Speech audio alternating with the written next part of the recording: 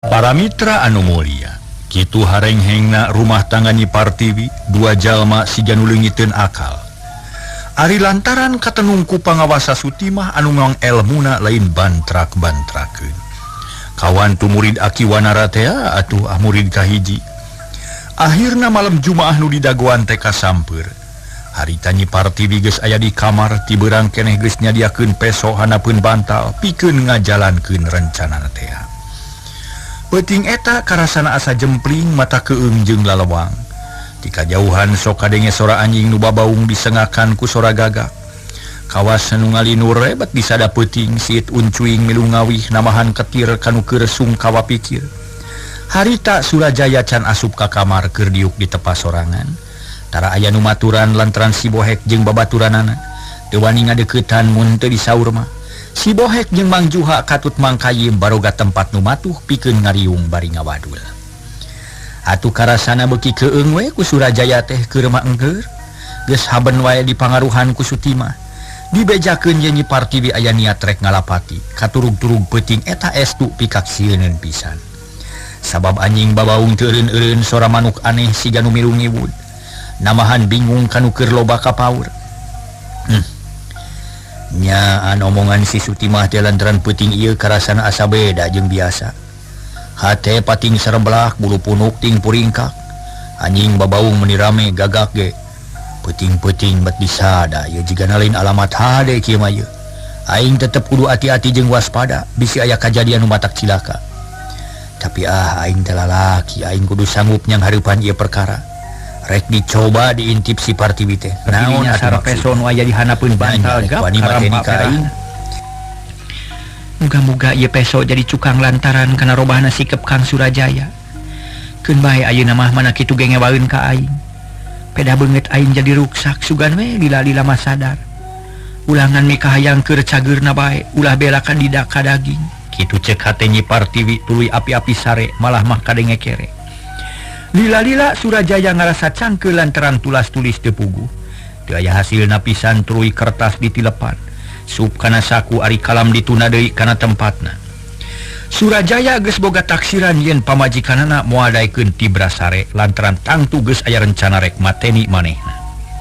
Atuh Surajaya teh teu wani gagabah manehna ngeteu punggah kana ranjang. Goledag ngagoler gigireun Nyi Partiwi sare nangkarak bari nangkeup harigu.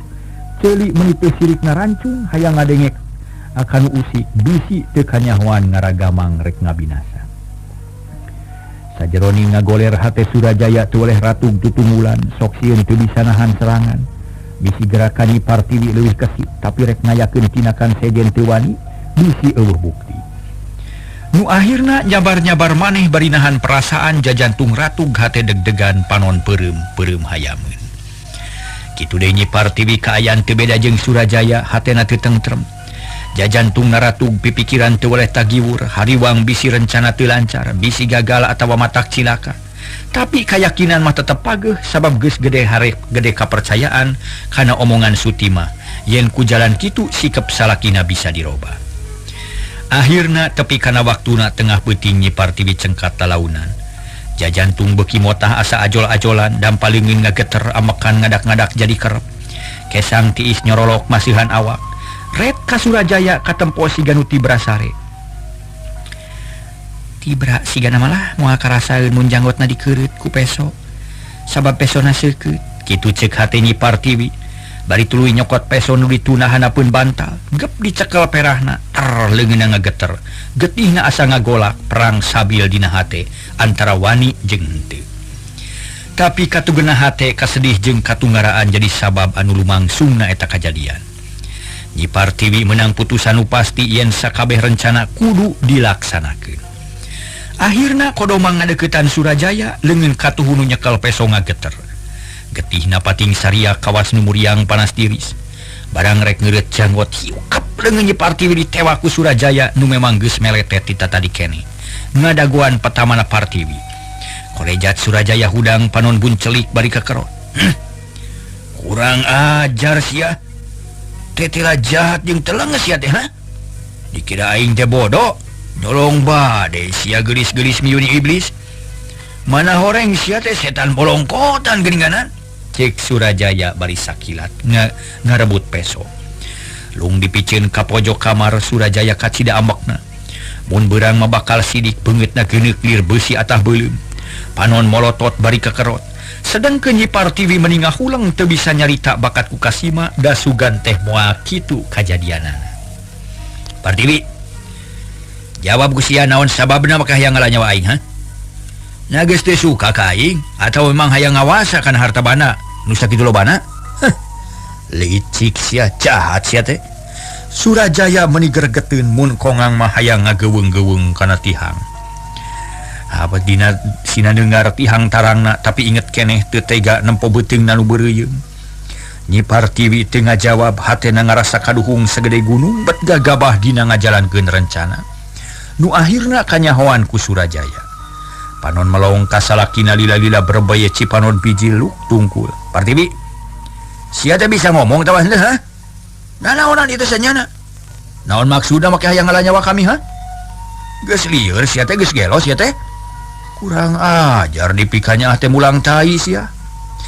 Kang, duh ampun Kang. Nyi Partiwi nyuuh kana lahunan Surajaya tapi sakilat ditongtak ku Surajaya disuntrungkeun. Disuntrungkeun satarikna atuh meuni ngajengkang ka tukang. Sirah Nyi Partiwi ngageduh kana sisi ranjang. Aduh ampun Kang, ampun. Oh ampun sia iblis. Aing moal ngahampura ka manusia nu sulit ati belang baya. Hianat, licik sia ka salaki. Kakang, ampun abdi teh. Dikebat nyarita nakap kebat ku Surajaya nu nyentak bari molotot. Manggeus. Da kudu loba omong bari nagi. Tuluy diilikan sakedeung red ka Nyi Partiwi. Red kana peso hate Surajaya ngageter pating sareblak jeung gegebegan.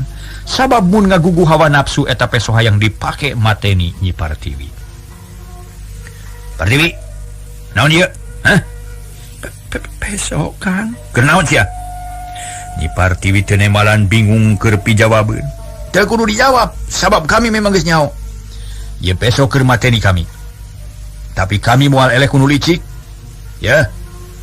Kami geus nyaho yen sia boga niat jahat jeung licik. Hayo keluar sia Partiwi. Kang, ampun Kang, sakedik abdi mah teu gaduh maksad nu awon, sanes bade ngalanyawa salira. Nyi Partiwi nyoba-nyoba rek nerangkeun maksud nu sanyan. Teu kudu loba omong sia jeung kami mah. Geus teu kudu diterangkeun deui sagala rupa geus bukti yen sia teh boga tekad jahat.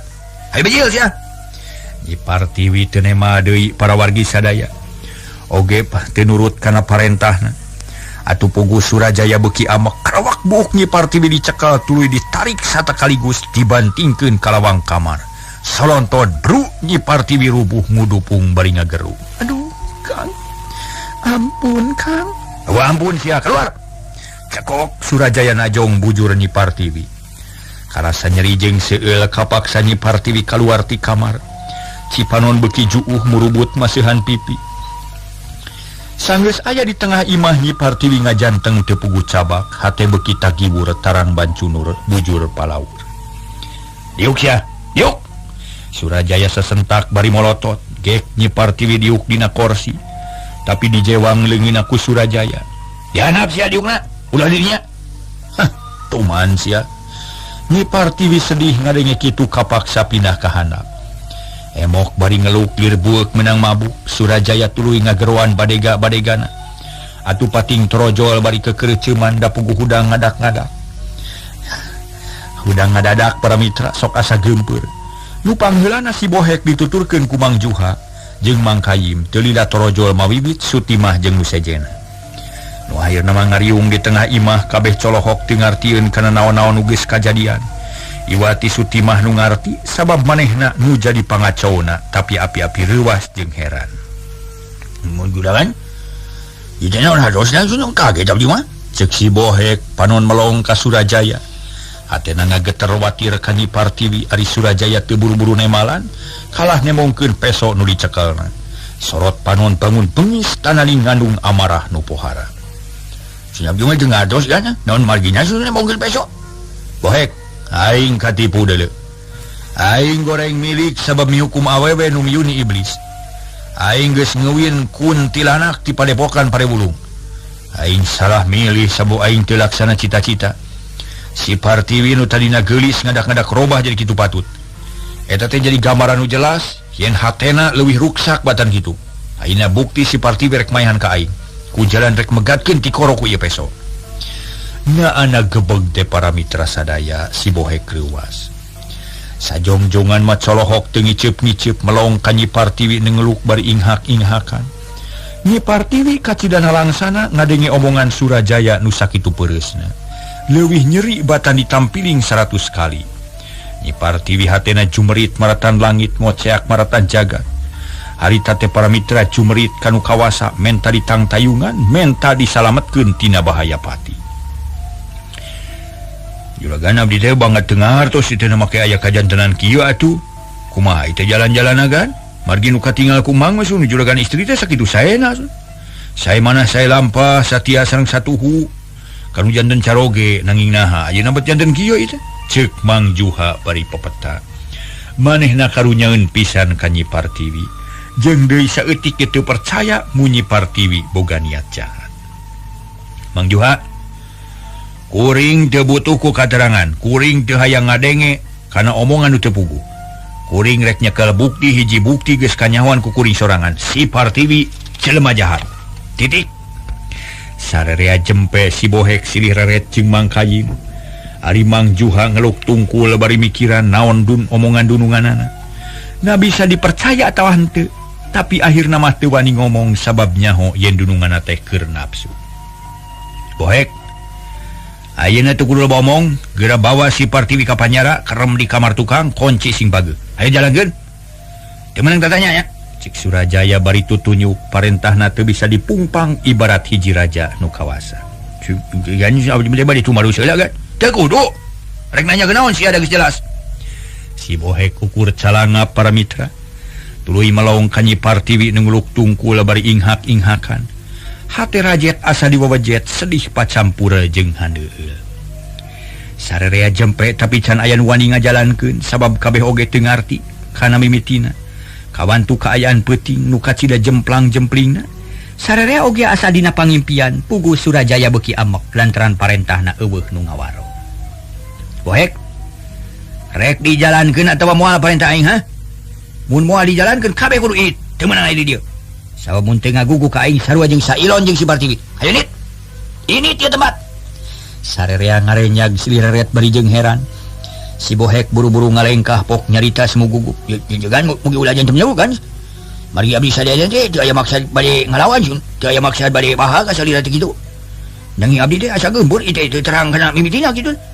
Nah berjanten kieu teh nah teu hawatos ka juragan istri nu batan sakitu aden. Ye sia kala ba omong. Rek ngagugu moal sia ha?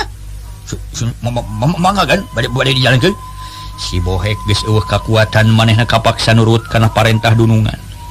Memang juga si Mang Kayim jeung sakabeh nu aya di dieu hayu urang jalankeun tugas ieu.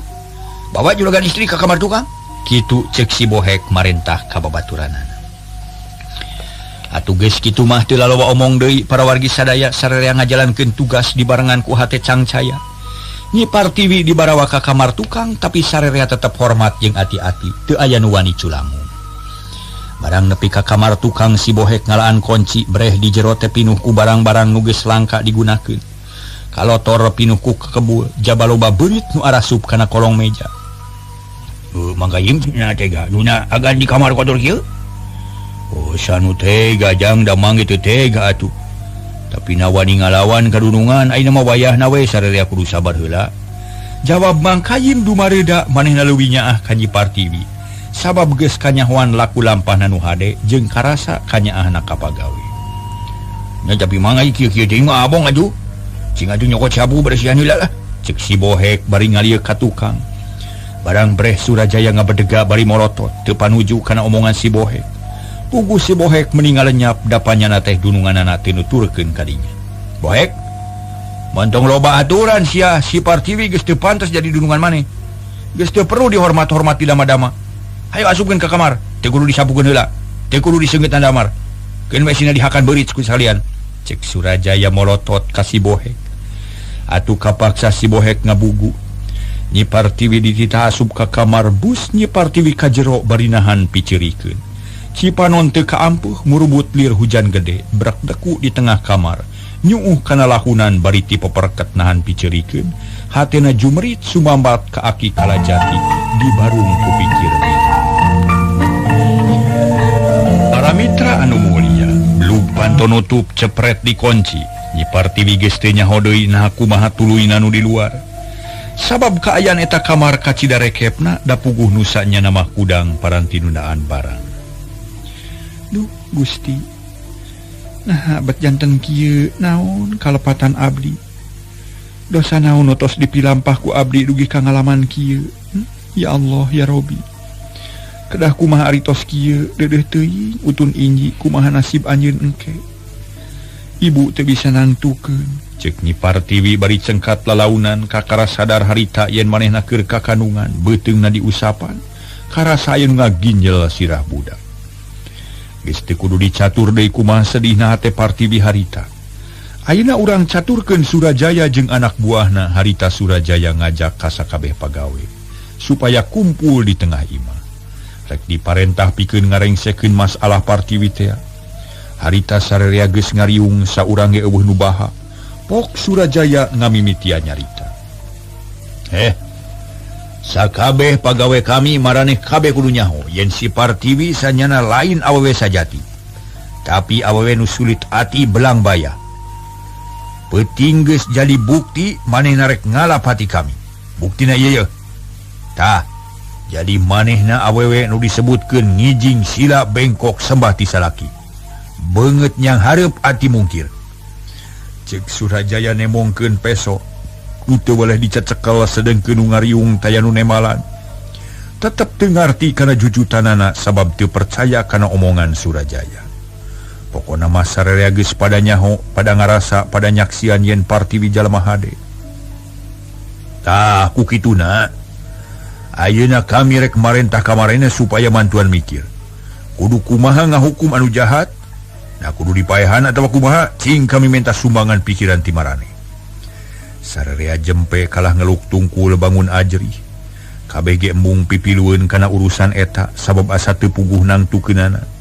Iwati Sutimah nu hatena ajol-ajolan hayang nyarita satara basna sangka Nyi Partiwi dihukum pati atawa dibuang tinggi tapi teu wani pok sabab ngaragangan kadunungan oge hayang nutupan pagawean bisi kanyahoan ku sarerea. Manggayim anjeun sesepuh di dia coba nyarita. Nah kudu kumaha ngahukuman awewe nu licik model kitu. Surajaya neuteup ka Mangkayim nu teu aya sumanget pikeun nyarita. Sungapunten juragan lah mang mah teu wantun ngedalkeun pamana. Margi kana masalahna ge teu acan ngartos asa pabaliu teu puguh ieu teh. Nanaon janten marga lantaranana make bade ngahukuman ka garwa.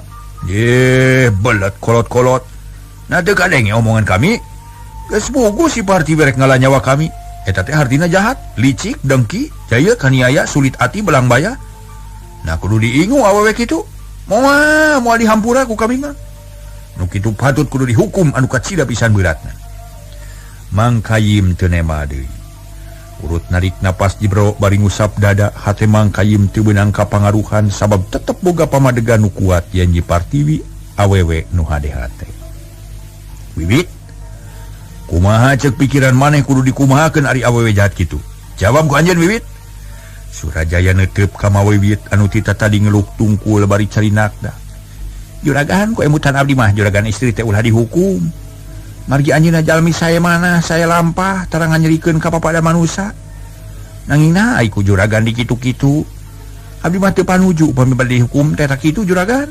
Jawab Wiwit teu euleum-euleum manehna geus teu asa-asa ngabelaan ka Nyi Partiwi.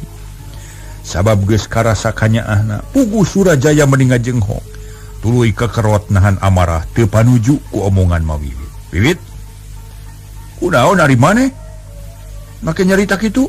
Na geus kacekok ku si Partiwi atawa kumaha?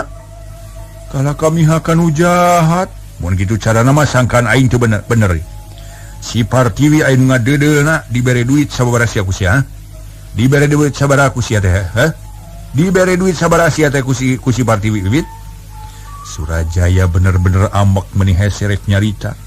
Pangaruh Sutimah beuki nancep dina pikiranana. Aduh juragan mah kena ros kitu abdi mah ikhlas ridho. laras-laras Bumela kajuragan istri sanes Bumela pedah di pasian artos nanging Bumela ku saya manahna margi abdi mah ngarasa yakin yen juragan istri teh jalmi sae teu aya cabadeunana. Kurang ajar sia. Tewak si bibit jeung si Bohek tah. Tewak si bibit Bohek. Surajaya nangtung nulak cangkeng panon molotot ka si Bohek. Maksud manita ka si Bohek para mitra. Puguh si Bohek kreuwas manehna teu buru-buru nembalan. Bohek. Kadeng omongan aing teh ha? Ya engkau kuping anjing. Nah, terus yang aja dok Bohek. Tewak si bibit hijikeun di jero panjara jeung si Bartiwi. Si Bohek teu baha najan bari jeung teu ngarti ge kapaksa atuh. Mawiwit dicekel leungeunna dibawa kaluar ti eta imah. Nu sejen eueuh nu ngomong kabeh melong kanu ngaleos. Ninggalkeun riungan tea para wargi. Harita si Bohek harita kamar nu dipake ngerem nyi Partiwi. Sanggeus tepi kunci dibuka berai pantung breh katempo nyi Partiwi kebadi nyarita Sutan Cipano. Kaburu ditempas ku nyi Partiwi. Bohek kedah seueur sang kuring ngarti kana naon-naon nu geus tumiba. Ieu teh ujian ti Gusti Nu Maha Kawasa. Keun bae da kuring mah teu arala subaha moal ngarasa nyeri hate. Tapi kuring teu ngarti naon sababna mamawa ka mawiwit ka dieu. Ya. Agan, ya bibi saja Bumela ka salira sanos dugi kapati ceuk paribaosna. Bibi mah moal ngantunkeun salira. Ceuk mawiwit miheulaan nyarita. Ngahalangan ti ditu nama si Bohek nyarita para mitra. Euy syukur mah lah. Junga coba baturan julagan istri ka ditu. Kade kudu dijaganya abis ngai naon-naon. Ceuk si Bohek nyarita lalaunya. Bisi kadengieun ku Surajaya mawiwit ngarti. Manehna ngagugu kana omongan si Bohek. Bus ka kamar nyampeurkeun ka Nyi Partiwi. Nu olohok teu ngartieun lantaran mawiwit bat dihijikeun jeung manehanana. So maksudnya wayahna we di kamar balik dikunci deui ku abdi teh. Sabab cenah teu wasam kada baha kada parentah dunungan kitu. Mangga sing sabarana ah engke bakal aya beja deui. Cek si Bohek nutupkeun panto cepret dikunci ti luar. Nyi Partiwi jeung mawiwit silih reret duana ngarasa keung sabab dikerem di kamar nu poek mongkleng. Ari si Bohek rurusuhan asup deui ka tengah imah nyampeurkeun ka Surajaya nu keur ngadagoan. Sanggeus tepi gek si Bohek diu. Kumaha Bohek geus diasupkeun si Wiwit? Parantos kan abdi teh ngantos parentah salejeng teh. Ayeuna kieu. Kulantaran sarerea teu mere jawaban nu pasti kapaksa kami nu bakal mutuskeun. Ayeuna keneh sadiakeun beas jeung deungeunna nu kira-kira bisa nyukupan keur dahar 3 bulanan. Sabab nurutkeun hitungan kami si Partiwi 3 bulan deui bakal ngajuru. Ngagelarkeun anak ka alam dunya. Eta bakal pikeun ka si Partiwi. Terus jajabkeun ka leuweung ruang liwung matana kudu dibengker ngarah teu apal kana pangbalikan. Sanggeus aya di tempat nu hara-haraeun tinggalkeun di dinya teu kudu diurus pi tempateunana. Keun bae sina digawe sorangan. Eta hukuman nu pantes pikeun awewe jahat. Ceuk kami mah eta teh adil. Sabab kudu nama dipaehan sakalian. Prak jalankeun Bohek. Ceuk Surajaya mutuskeun eta perkara. Sarerea ngajenghok sabab putusan si Surajaya kacida ngaberatkeun ka Nyi Partiwi. Mangga lanjut nanging upami kawidian mah sarengkeun ayo barengkeun kumaha soalnya sareng mawiwit kieu. Surajaya mikir sakedeung tadi nama rek diantep sorangan sabab mawiwit rek dihukum ku hukuman nu sejen tapi untung pikiran Surajaya masih kene bisa diajak da badami pok manehna nyarita deui teu naon dibarengkeun jeung si Wiwit tapi syaratna kudu dibengker matana ulah bisa nempo kana jalan keur pangbalikan. Mun geus tepi ka leuweung tuna di dinya sarta buka matana tak kitu mangga nanging iraha misana sadiakeun bakalna ayeuna memeh biji panon poe anterkeun ka leuweung sakitu mangga kan si Bohek para mitra hatena mah teu ikhlas ngajalankeun eta parentah tapi kulantaran ngarumasakeun jadi pagawe jeung teu wasa nolak kana tugas kapaksa eta pagawean dijalankeun harita keneh si Bohek nitahan pabawe awewe nyadiakeun beas keur 3 bulaneun ka ditamah ku uyah ditamah ku lauk asin jeung nu sejena sing sarwa ata samemeh berai beurang sagala rupa geus beres tuluy Nyi Partiwi jeung mawiwit dibijilkeun ti kamar dipengpeunan matana ku lamak hideung leungeun ditalian ka tukang puguh we matakna langsa sabab Nyi Partiwi jeung mawiwit teh disaruakeun jeung sakitan samemeh indit Surajaya nyarita pegisnaker. Partiwi, maneh ulah nyeri hate, maneh ulah ngarasa sedih sabab poe ieu kapaksa kudu patura jeung kami. Ari nu jadi lantaranana maneh geus bukti jahat, telenges jeung jahil kaniaya. Taku kituna teu kudu nyalahkeun ka kami. Mun hirup maneh sangsara soal anak eta mah tanggung jawab maneh, dabungan maneh geus nyeleweng ti salaki. Geus daek ngalayanan lalaki sejen nu akhirna maneh katara panyakit kotor. Nu hese piubareunana. Ditambah kula lampahan maneh peuting tadi sirik pisan rek ngabinasa ka kami. Eta geus jadi bukti yen maneh lain awewe bener. Lain awewe satia, tapi awewe nu mawa sangsara ka kami. Jung bebeja ka bapaneh. Kami sanggup tanggung jawab karena ieu kejadian. Sabab maneh geus ngajalankeun goreng buahna ge goreng. Beragra ini tong hayang cicing di tempat barina ge.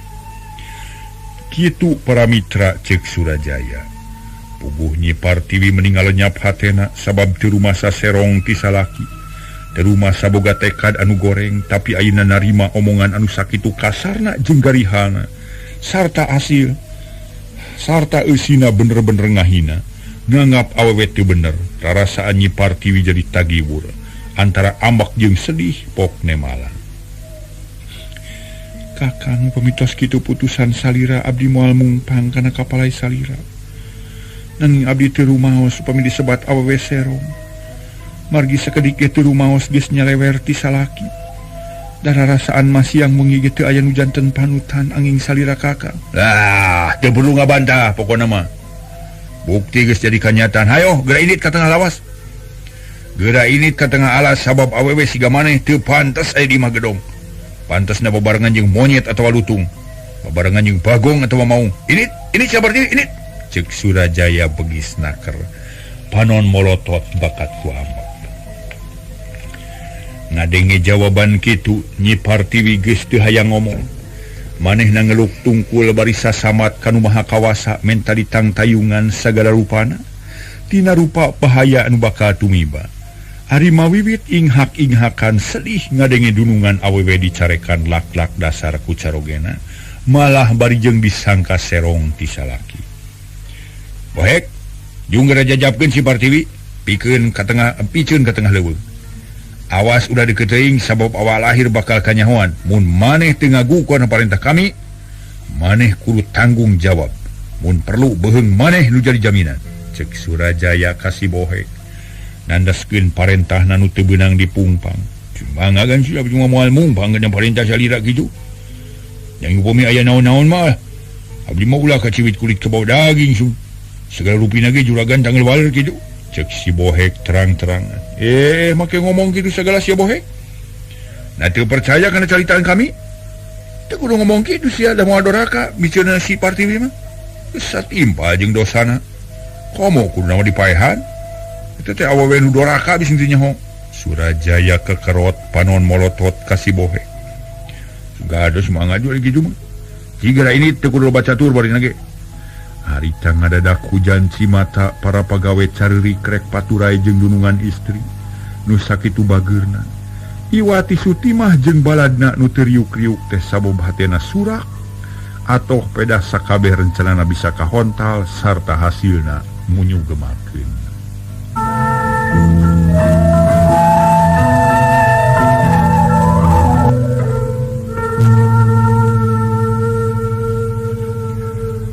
Bekilila Nyi Partiwi beki jauh ti lemur Cipelang. Beki anggang ti Imah Surajaya lila-lila karasa sukuna cangke. Asa berat rek ngalengkahkeun tungtungna reg eureun tuluy diuk satengah mebetkeun maneh reg sararea ge eureun. Agahan mogi singkiat agahan. Cek mawiwit para mitra sadaya. Harita teh bari nyusutan Cipanon nalangsa nempo dunungan nu sakitu ripuhna da puguh keur ka kandungan. Mak disamet ayeuna ka hareup ulah nyebut agan ka kuring.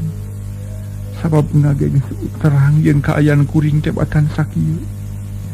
Dibere panjang umur ge geus untung bisa keneh kumelendang di alam dunya. Cek Nyi Partiwi manehna teu kenat bijil cimata. Si Bohek jeung nu sejen ukur ngareluk tungkul bari diuk hatena ngarakacak sedih watir kadunungan. Laras agan untung keneh urang teh teu dipateni nanging mugi sing emut we apa nu nangtoskeun maot sareng hirup mah sanes manusa agan. eta maka kawasan Allah nu maha kawasa. Ayeuna mah darajat agan sasat digejeretkeun ku juragan pamegat diribarat kenteng nu aya dina suhunan. Rag-rag kana panyaweran estu ngagejeret pisan. Nanging saleresna mah darajat jalmi sanes diukur ku harta, ku pangkat, ku kasombongan. Darajat jalmi mah diukur teh ku budi nu luhur, akhlak nu sae, sareng katakwaan ka Allah. Pan kitu saurna ge agan, mama emut kana kasauran agan kapungkur. Cek mawiwit manehna teu asa-asa nyaritakeun hal eta. Sabab sawatara waktu ka tukang manehna kungsi di papatahan ku Nyi Partiwi. Ayeuna dibalikeun deui. Atuh meuni unggut-unggutan Nyi Partiwi teh hatena ngarasa bunga. Sabab dibarengan ku mawiwit nu nya-nya satia. Nuhun emak. Kuring ge gede hate asa aya gaganti inung. Mun kitu carana mah geus we, emak teh di aku inung ku kuring. Asal kersa hirup balangsak jeung kuring, sebab kuring teh geus teu boga panyalinungan. Salaki kitu bapak geus teu aya. Inung mah geus puguh deui, kali-kali bat dipikeun ka leuweung ku salaki. Beki namansa we hati kuring teh emak, sabab teu kasawang pisang saraeunana. Nah kumaha jadina engke? Nyi Partiwi nyusutan Cipanon sabab teu beunang ditahan. Tuh juragan ulah nyarios kitu agan sawios. Sawios nu gelis oge margi rencang anu satia teh sanes ibu sanes rama. Sanes caroge atuh nepi putra nanging iman sareng takwa. Upami nu 2 rupi dicepeng mapage. Moal keung sanaos aya di mana oge. Margi tos percanten ka Allah. Nu bari senang tayungan ka salira. Memang leres aliyah lahir nama sangsara nanging batin mah untung. Bakal kaingin panyalinungan ti Allah nu maha welas tur maha asih. Mama yakin pisan salira agan moal kadungsang-dungsang. Margi ka jalmi sae masok aya we nu ngabela. Ti mana tuh agan ti mana we? Dari jalmi sae mah deungeun-deungeun oge sok janten dulur tak kitu agan. Nuhun mak kuring ngarti. Terus agan kitu bae ina malah teu kedah alit mana. Kanggo pibatureun hirup teu kedah jalmi bae sato sareng tatangkalan ge. Janten sobat antan pidulur asal urang nami kawelas kamaranehanana tak kitu agan.